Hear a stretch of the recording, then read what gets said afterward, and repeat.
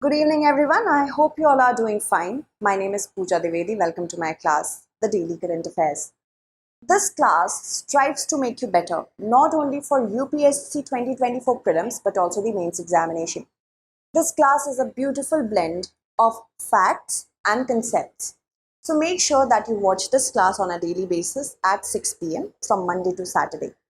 Do not even worry about making notes because I provide the notes through my Telegram channel that is by the name of Pooja Dwivedi UPSC. If you have any queries regarding this examination, you can talk to me on my Instagram, follow me on Threads. These are the various events that we have to cover today. I asked you a question for practice and many of you have answered it correctly. I will take your names by the end of the class. Which of the following articles of the Indian Constitution empowers the state to enhance public health by raising the level of nutrition and living standards? There are various articles that have been given. This is one sort of asking the question. Another sort could be, I can give you certain schemes such as the Pradhan Mantri Jan Arogya Yojana is a scheme to achieve which of the following directive principles of state policy? And I will write the articles. You will have to make sure that you know what that scheme is, as well as which directive of state policy is related to raising the level of nutrition, health, etc. etc. So the correct answer to this question is option B, Article 47.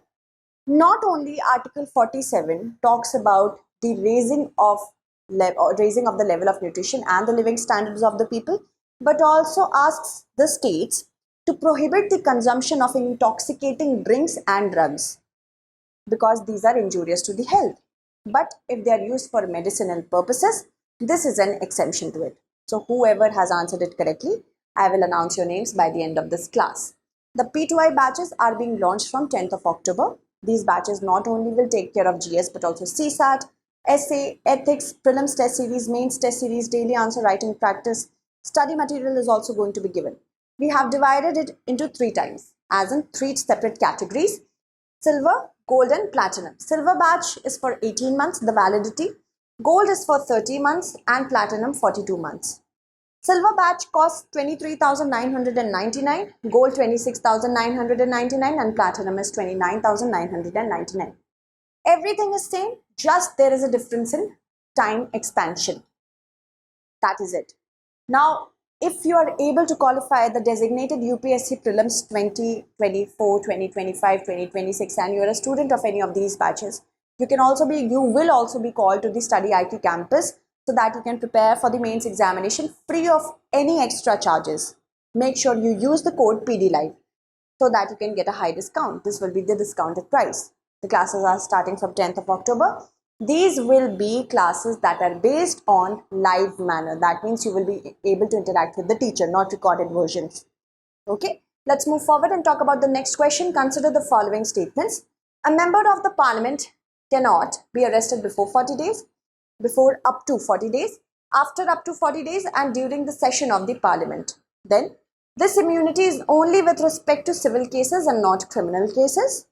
And the president and the governor cannot be arrested or detained while in office for both civil and criminal offences or cases. How many of the statements given above is or are correct?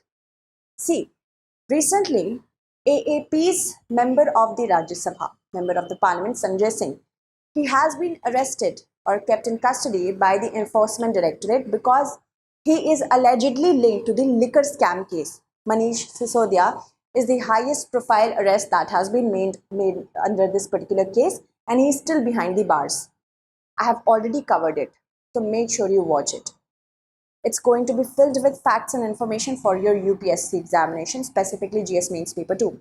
So according to the section 135 of the Civil Procedural Code, remember, section 135 of the Civil Procedural Code, a member of the parliament has immunity from arrest. And this immunity extends from up to 40 days before the parliament is in session. Alright, this is the session supposedly of approximately 200 days in totality. 40 days up to 40 days up to before, up to after. So all in all, if you look in one particular year, for 300 days, this member of the parliament is given immunity to remain free. but it only pertains to civil cases and not criminal cases. A civil case is the one in which, if any damage has been done by an act of the member of the parliament, if that damage can be compensated by monetary allowance, then that is a civil case. If we talk about the criminal case, if the act that has been conducted by the parliamentarian, that act has made a damage in such a manner that the compensation will only be given through imprisonment of that parliamentarian or serving the jail term by that parliamentarian, then that is a criminal case. So this particular section 135 will be applicable only in civil cases, not in criminal cases. The current one is a criminal offense, that is why. All right. So first is correct, second is also correct. Do you know that the Constitution provides certain protections to heads of the state, such as the president and the governor? They cannot be arrested while they are in office for both civil and criminal case. But if their term has ended or if they have resigned, then they can be arrested. So first is correct, second is correct, third is also correct. All three will be the correct answer. I have covered it, and make sure that you watch it, because the Supreme Court has asked the Enforcement Directorate, why are you making only individual persons the accused? Like Manish Sisodia has been charged according to the Prevention of Money Laundering Act. But Manish Sisodia did it not for himself but for the entire party. So why not make the entire party an accused? This is what the Supreme Court has asked the ED. If that happens, anybody from the AAP can be arrested. Moving on. I have already told you many of these things. Let's move on to the next question. Consider the following statements. Statement 1 says that the South Lhonak Lake is a supraglacial lake and a moraine dammed lake. Now, in order to answer this question, you have to understand both these concepts. Statement 2, a supraglacial lake is the one that sits above the glacier and is prone to fracture. So we have to choose the correct answer using these codes. Recently, we saw flash floods occurring in Sikkim, through which many dams have collapsed. Approximately at least 10 dams have collapsed, and that has made the water level in the Tista River rise, creating sedimentation and deluge. Deluge means flooding. So at the backdrop of that, I had to ask a question. If we talk about the cloudburst has actually occurred in the South Lhonak Lake. This is the Lhonak Lake. And the South Lhonak Lake is actually a supraglacial lake. It got birth as a supraglacial lake.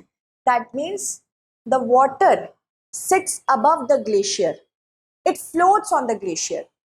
And the weight of the water body is so heavy that the glaciers beneath it are unable to support the structure, and fracturing can occur, and the entire water from the glacial river can flow outwards. And this is also known by the glacial lake outburst flood, GLOF. I've also covered this, glacial lake outburst flood. For the first time ever, I've written K, sorry. For the first time ever, when the imaging of this particular lake happened, it was in 1962. CIA's Corona program is looking at this particular project. And it has been seen since that time, from 1962 to 2008, it was seen that the area of the lake is expanding. That means the glaciers are melting at a very fast rate. And it is also a moraine dammed lake. What does that mean? A moraine dammed lake is basically a lake which is dammed by moraine. What is a moraine? Moraine is basically sediments and particles in forms of stones that are brought down by the glaciers. And this moraine will collect like a dam, and then glaciers will melt.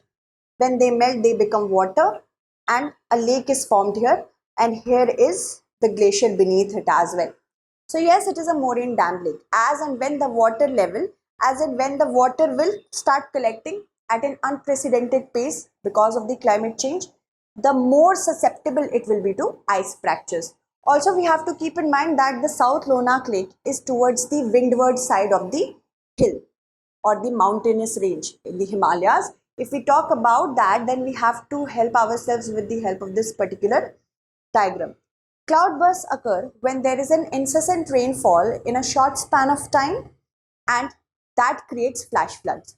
So when low pressure area in this particular situation started moving towards eastward, this low pressure also collected a lot of moisture. When it came in contact with this mountain range, it got a barrier and it shed its water in the form of precipitation. The South Lhonak Lake received a lot of water because it sits on the windward side of the hills or the mountains, and that made it possible to, you can say, this made it possible for the glacial lake outburst flood to occur. And this has been recently provided by ISRO, this satellite imagery. The water has been washed away. Majority of the water has been washed away from the South Lhonak Lake. So this is what it is. Alright, I have told you that the lake area, which in 2008 was recorded to be around 1.2 square kilometer, it grew steadily. If we talk about 1962, this particular, both the years, between them, it has grown by 0.8 square kilometers. Okay, so first is correct. Okay, it's a supraglacial lake and a moraine dam lake. And because of it is a supraglacial lake, it is prone to ice fractures because it will get the glacier beneath it gets fractured and leaves all the water to flow. First is correct, second is correct, both the statements are correct, and statement 1 is the correct explanation of statement 2. Moving on, other important things that we have to keep in mind, because this was a disaster in the making. The unscientific urbanization that has occurred, the topography of Sikkim and the presence of such lakes, along with rugged topography, geological features, altitude, there is an intensifying of the climate change possibilities. That is all responsible for the current disaster. I have covered it in detail. Do watch that. Moving on. Next question. Recently, a heritage train by the name of Valley Queen has been inaugurated. It is the only heritage train of which of the following states? This is actually the 6th heritage train in the country. Rajasthan, Karnataka, Himachal Pradesh, Uttarakhand. The correct answer is option A, that is Rajasthan. See, Prime Minister Narendra Modi recently flagged off Rajasthan's only heritage train, Valley Queen Heritage Train. During an event in Jodhpur, he also flagged off a new train, Runicha Express, that will connect Jaisalmer to Delhi. This will give a unique experience to the travelers. It will also take the travelers to Goram Ghat, the Valley Queen, and this is known as the Kashmir of Rajasthan. Also remember that this could be asked. Berry Berry Falls as well as Dudhsagar Fall on the Goa-Karnataka border can also be seen with this particular train, as in with the help of this particular heritage train. Moving on to the next question. This is how it looks, as you can see over here. Moving on. With respect to Pusa 44 paddy variety, consider the following statements. Pusa 44 is a short duration variety taking around 50 days to mature. The Agricultural Department and Punjab Agricultural University have promoted the usage of Pusa 44 from the very beginning. This variety of paddy is responsible for groundwater depletion. So we have to see how many of the statements given above is or are not correct. If we talk about this paddy variety, the government, Punjab government, says that we are not going to use it anymore from the next year. Why? The produce of it or the output is very high. It is very high as compared to other paddy. But it is a very long duration crop. Whenever there is a long duration crop in the picture, it will use more water for irrigation. More cycles of irrigation is needed, and that depletes the groundwater. The groundwater is the water that is maintained below the ground. When soil, gravel, stone below the ground store water, where does this water come from? Rain. And Punjab is one of the 3 states in the entire country which has exceeded 100% groundwater extraction. Groundwater replenishment is really rare in these areas. The national average is 60%, but Punjab has gone for 100%. And paddy, because it's a long duration crop, it needs more time to mature as compared to other paddy. At least 35 to 40 days more it takes. And this makes the first statement incorrect. That means it depletes groundwater. And the Agriculture Department and Punjab Agricultural University was never in favor of it. They in fact discouraged the farmers to use this. So first is incorrect, second is incorrect, third is correct. First and second, 2 only will be the correct answer. Punjab CM has said that the state will ban the cultivation of Pusa 44 variety paddy from the next year onwards. This was developed in 1993 By the Indian Council of Agricultural Research, it is a high yield, it provides a high yield of crop. By the end of 2010, 70 to 80% of the area was covered with this paddy. This was the usage of it. Why? Because it used to provide high yield, at least 34 to 40 quintals per acre, and that was the need. That was the need of the then farmers. Now, the universities and the department says that it is not good for the groundwater. We are losing groundwater. That is why it will not be used anymore. By 2018, the Punjab government did reduce the area under Pusa 44, just 18% of the total area. But the state rebound last year, at least 22%. Now, Pusa 44 is a long duration variety. It takes around 160 days to mature. That means it needs 5-6 extra cycles of irrigation that leads to severe groundwater depletion. Another thing is that it is also related to stubble burning, as it is harvested just before we are going to sow the wheat crops. So in a very short span of time, we get that window. So what do the farmers do? They burn the husk. And we know what problems does stubble burning create. It creates a lot of pressure in the environment. Okay. So that makes the first statement to be, yes, I have already told you, right? Moving on. With reference to the National Pension Scheme, consider the following statements. It is administered and regulated by Pension Fund Regulatory and Development Authority, PFRDA. It is mandatorily applicable on all the central government employees. All citizens of India aged between 18 to 70 can join this. So how many of the statements given above is or are correct? Yes. If we talk about the national pension schemes, many states such as Himachal Pradesh and Chhattisgarh are facing problem because there are many employees who have completed their 10 years of experience as a central government employee, and they are getting this problem of how to regulate it. If we talk about NPS, it is administered and regulated by the PFRDA. This is correct, under the PFRDA Act of 2013. And it is not mandatorily applicable on all central government employees. It applies only to those central government employees who have been recruited on or after 1st January 2004. Okay. So that makes all the central government employees, all this word is an extreme word and very confusing as well. First is correct, second is not correct, and all the citizens of India who are aged between 18 and 65, not 70, can join NPS. So first is correct, second is not correct, third is not correct. One only will be the correct answer. See, there is a committee that has been appointed by the central government to improve the NPS for government employees. And this is a market linked, that means it is defined by the market forces.